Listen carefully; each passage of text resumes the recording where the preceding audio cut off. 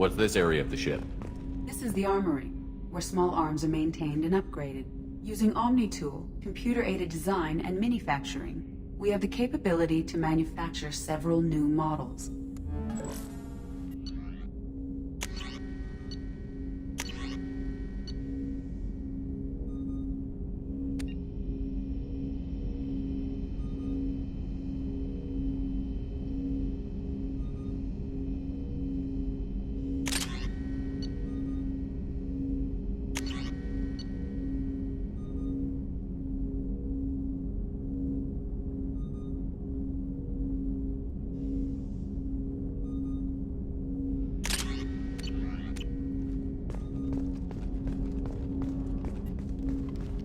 Commander, there hasn't been time to really settle in and take stock. I want to say that working with you is a great opportunity to do something that matters. It's a privilege to serve on the Normandy, Commander. You may change your tune if we end up like the original Normandy. Maybe. As long as the elusive man walks his talk, and you do the same, I'll do my best to make sure we succeed. That's been the condition for my service so far. I have issues with certain actions Cerberus has taken in the past. What has Cerberus done to make you nervous? A lot. They've been called terrorists, and with good reason. Doubt you can find a more checkered past. But if the Collector threat is real, and we do something about it, Cerberus will be remembered differently. Or we'll all be tried and executed. Can't count on people thinking about it as hard as I have. I look forward to working with you, Mr. Taylor. Likewise, Commander. Let me know if you need anything.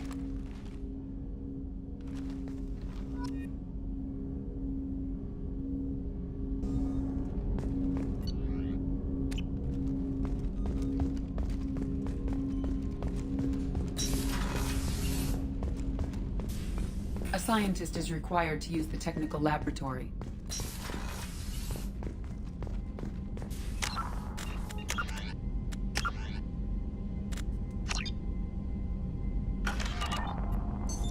What's this area of the ship? This is the FTL communications room. In addition to interfacing with the FTL comm network, Normandy is fitted with a quantum entanglement communicator linked to the elusive man's office. This allows lag-free communication even when you operate off the comm grid. I've never heard of a quantum entanglement communicator. How does it work? Essentially, two subatomic particles are created in an entangled state. One is installed here, and the other in the elusive man's office. When one particle occupies a given quantum state, its entangled partner will always enter the opposite state, no matter the distance between them. If we alter the state of our particle, that alters the state of the elusive man's. This allows us to send data in the form of quantum bits. Why aren't these used everywhere?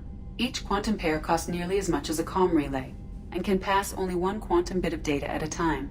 In addition to the cost and bandwidth issues, the system is strictly point-to-point. To contact 100 different worlds, we would need to manufacture and install 100 entangled pairs, one linked to each world. That's all for now. Logging you out, Shepard.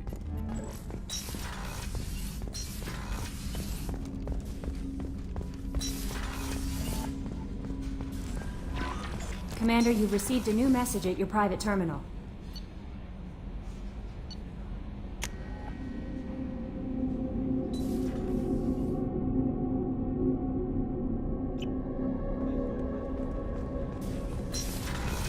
Oh, she's a cutie. How old? She'll be a year old next month.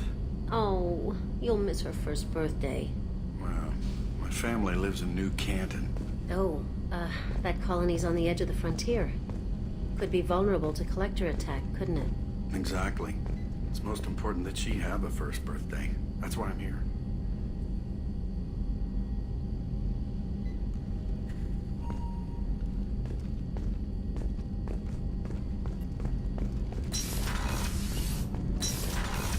Shepard, the men's restroom is on the port side of the ship. The port observation deck is closed until needed. Access to life support is restricted. The starboard observation deck is closed until needed.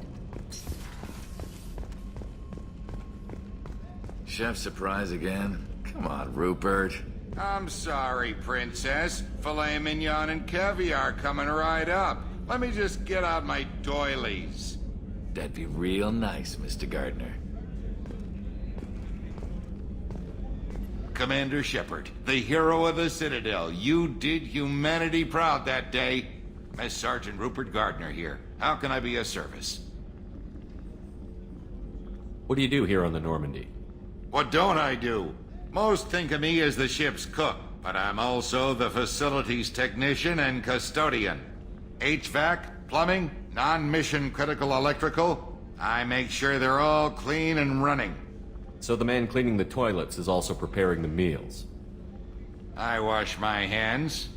Most of the time. This ain't no luxury liner. You have to pull your own weight in a Cerberus vessel, and I catch what falls through the cracks. Through the cracks. How did you find your way into Cerberus? Can you believe I was once a family man, working the EZO rigs along the frontier? I was happy enough, but losing everything to Batarian raiders can change your outlook. I needed to make a difference. I'm no soldier, but I've got skills, and Cerberus keeps an eye out for talent.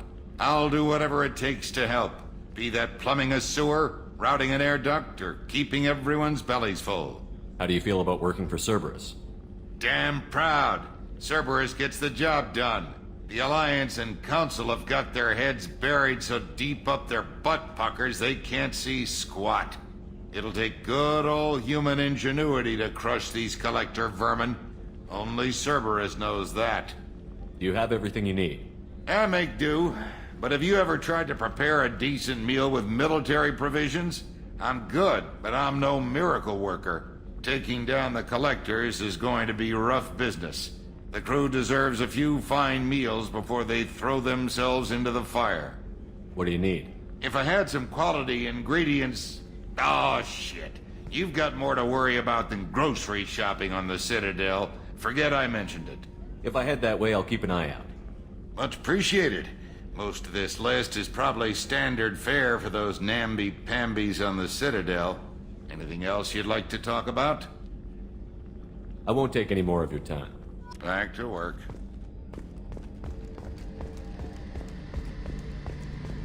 A gunnery officer is required to access the gunnery control station.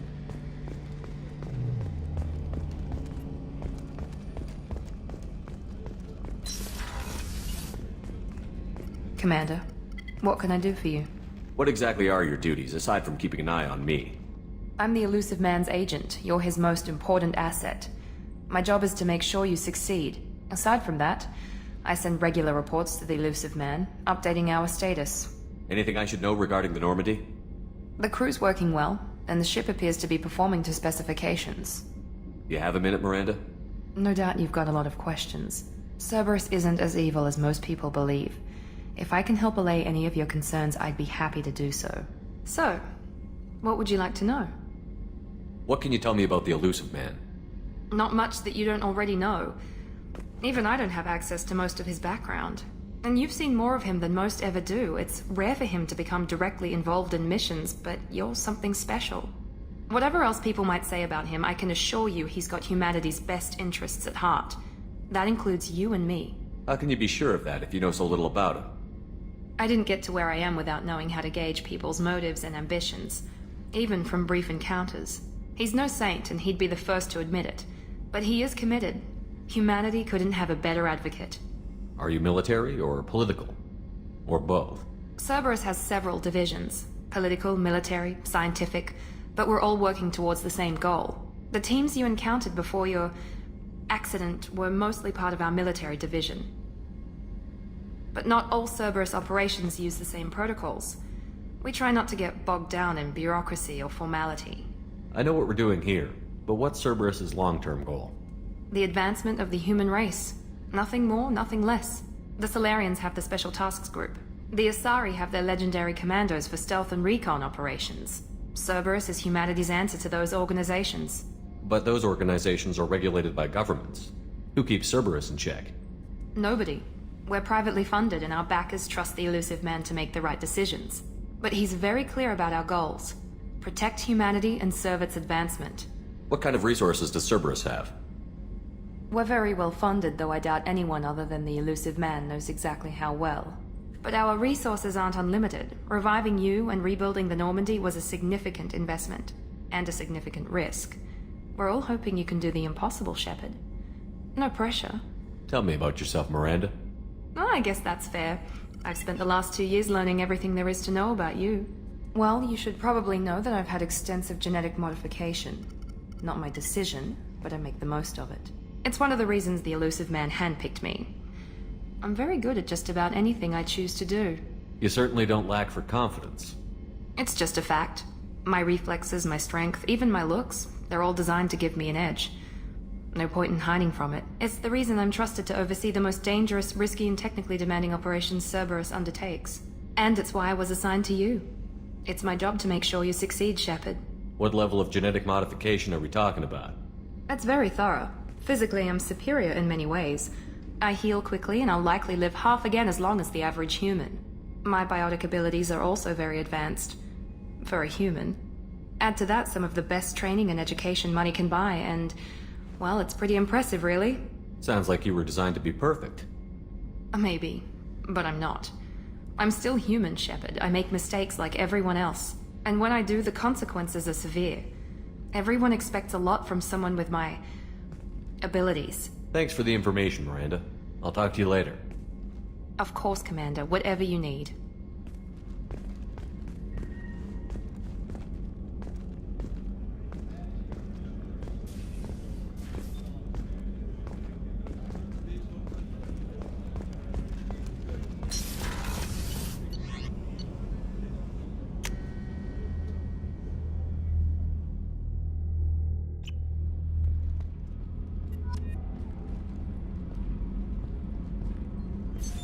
What's this area of the ship?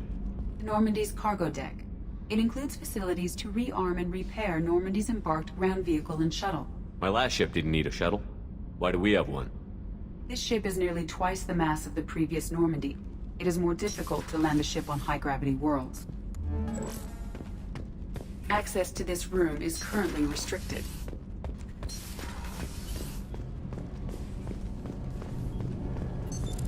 What's this area of the ship? This is main engineering, which contains the ship's main fusion plant and Mass Effect core.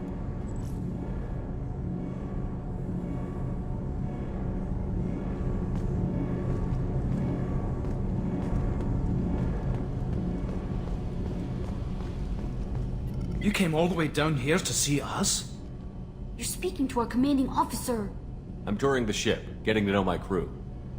I'm Engineer Ken Donnelly, handling the power control systems. This is Gabby.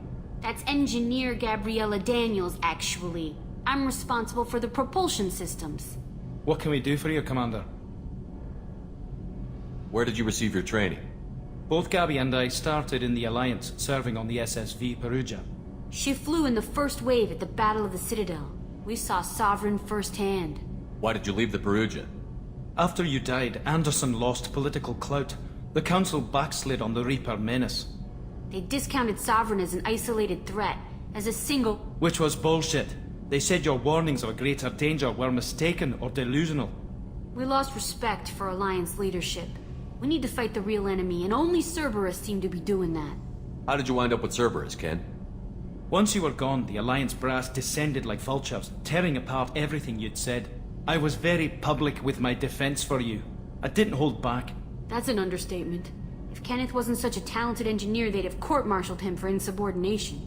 But it got me noticed by the elusive man. He made an offer, and here I am. So why did you join, Gabby? Kenneth and I have been partners in crime since we graduated from Tech Academy. When he got the Cerberus offer, I insisted that it include me. They'd fall apart without me. Thanks, Mum. Also, I love engines, and the Normandy is state-of-the-art. When I got the opportunity to work on her, I had to jump. What do you think about Cerberus? Actually, we don't know much about the organization other than the Normandy team. We know our mission and who's in charge. We're off to kick the Collectors right in their daddy bags. That's enough for me. Are you set up okay down here? We can't complain. I just wish it didn't take so long to calibrate the FBA arrays. Kenneth, you're complaining. What kind of problems are you having? When they upgraded the Normandy design, they got a bit sloppy with the FBA couplings. I won't bore you with the tech, but there is an array of attenuators in the primary power transfer system that channels the field bleed. Kenneth, you're boring the commander with tech. In short, if we had T6 FBA couplings installed, it'd save us a lot of maintenance time each day. Why isn't something like that already installed? It's probably just a design oversight. Efficiency isn't affected, it's a maintenance issue. Also, the T6 model can be hard to find. Nash and Stellar Dynamics discontinued them. We could probably find used ones in the Omega markets, but we have no time for shore leave. Carry on. Will do, Commander. I'm amazed Shepard came down to see it. I told you he would.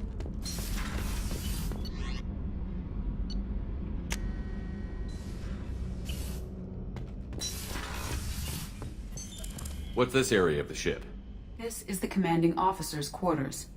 It's larger than the quarters of other warships I've served on.